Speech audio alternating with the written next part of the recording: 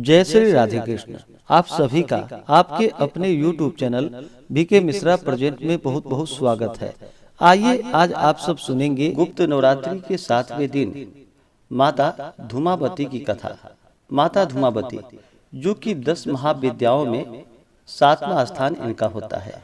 नवरात्रि का व्रत वर्ष में 4 बार मनाया जाता है, 2 गुप्त नवरात्रि के रूप में और 2 प्राकट्य नवरात्रि के रूप में। प्राकट्य नवरात्रि जो कि चैत्र के महीने में और आश्विन के महीने में शुक्ल पक्ष प्रतिपदा तिथि से लेकर के 9वीं तिथि तक, इसमें माता दुर्गा के 9 स्वरूपों का पूजन किया जाता है।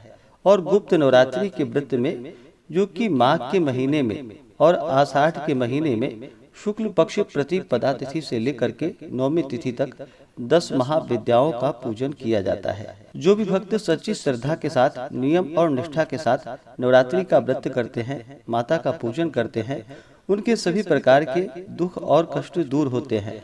गुप्त नवरात्रि के 7वें दिन माता धूमावती का पूजन किया जाता है। धूमावती अर्थात जिसका जन्म धुएं से हुआ हो। माता रानी का यह रूप धुएं के समान होता है, इसलिए इन्हें भगवान शिव ने धूमावती नाम दिया है। माँ धूमावती का रूप अत्यंत दरिद्र, शुष्क, दया योग्य वाला है। देवी धूमावती को एक विधवा बूढ़ी स्त्री के रूप में दिखाया गया है, जिसमें उनके शरीर के अंगों पर जगह जगह झुर्रियां पड़ चुकी है तथा वह कांप रही है। धूमावती देवी का शरीर एकदम शुष्क व सफेद रंग का है तथा उन्होंने वस्त्र भी विधवा समान श्वेत वस्त्र ही धारण किए हैं। माने जो वस्त्र पहने हुए हैं वे भी कई जगह से कटे फटे व घिसे हुए हैं। उनके केश बिखरे हुए हैं। वह ऐसा लगता है जैसे माँ कई दिनों से नहाई हुई नहीं है। इस कारण इनके केश, शरीर व वस्त्रों पर गंदगी जमा हो गई है। उनका शरीर पूरा कंपायमान है। माँ का रूप भूख से व्याकुल व दरिद्र रूप में दिखाया गया है। उनका शरीर बिल्कुल पतला व अस्वस्थ प्रतीत होता है। वे एक बिना घोड़े के रथ पर बैठी दिख रही है, जिसके शीर्ष पर एक कौवा बैठा है। माँ के एक हाथ में कटोरी तो दूसरे हाथ में अभय मुद्रा या ज्ञान मुद्रा देने की मुद्रा है। देवी धूमावती के इस निंदनीय रूप के पीछे एक रहस्य छुपा है।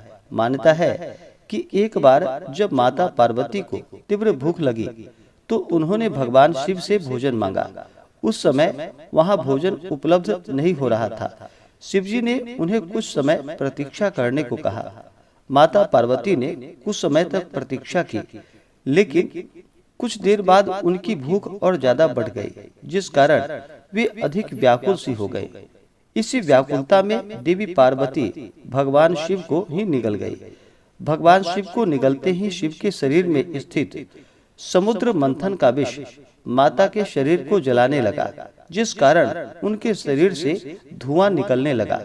माता रानी का शरीर धीरे धीरे बूढ़ा होता चला गया, जिसमें जगह जगह झुर्रियां पड़ रही थी। इससे बेचैन होकर माता पार्वती ने शिव को अपने मुंह से बाहर उगल दिया।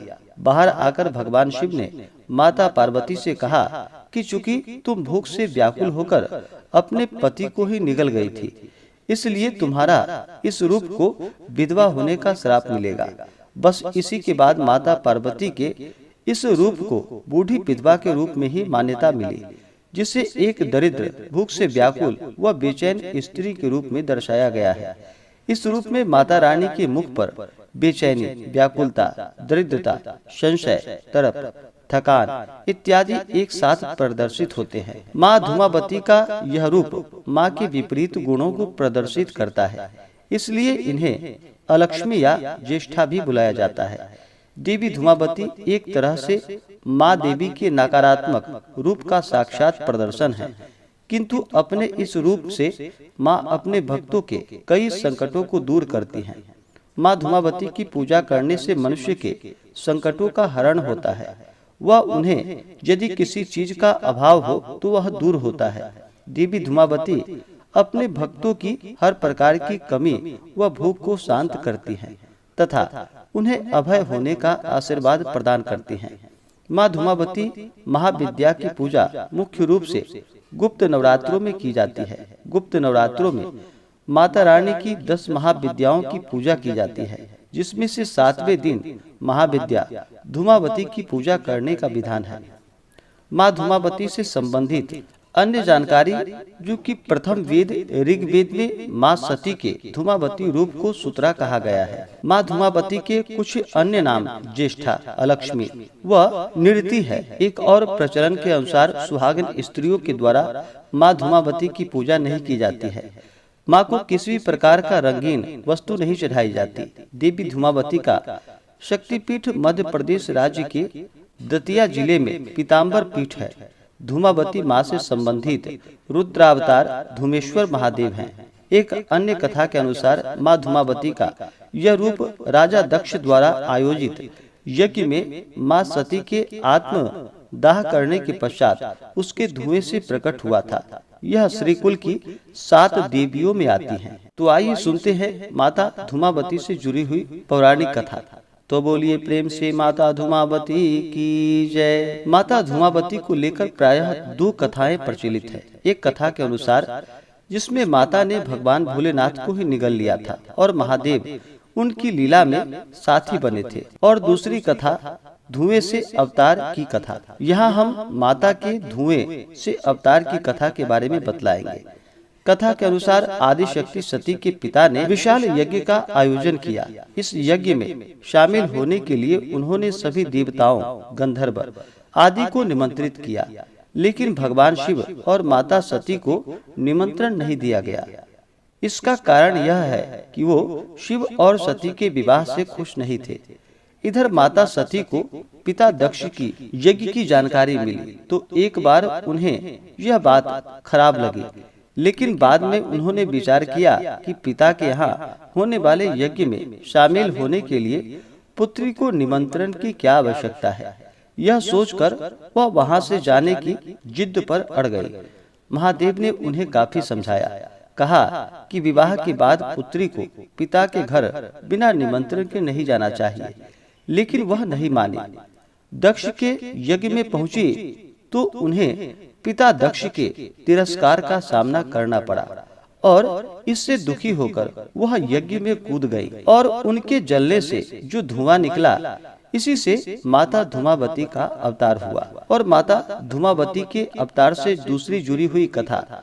माता धूमावती के अवतार की कथा के अनुसार, एक बार माता पार्वती को जोरों की भूख लगी। उस समय कैलाश पर खाने के लिए कुछ नहीं था। वो भगवान भोलेनाथ के पास भोजन की व्यवस्था को लेकर गए, लेकिन समाधि में लीन भगवान ने ध्यान नहीं दिया। इस पर माता ने भगवान शंकर को ही निगल लिया।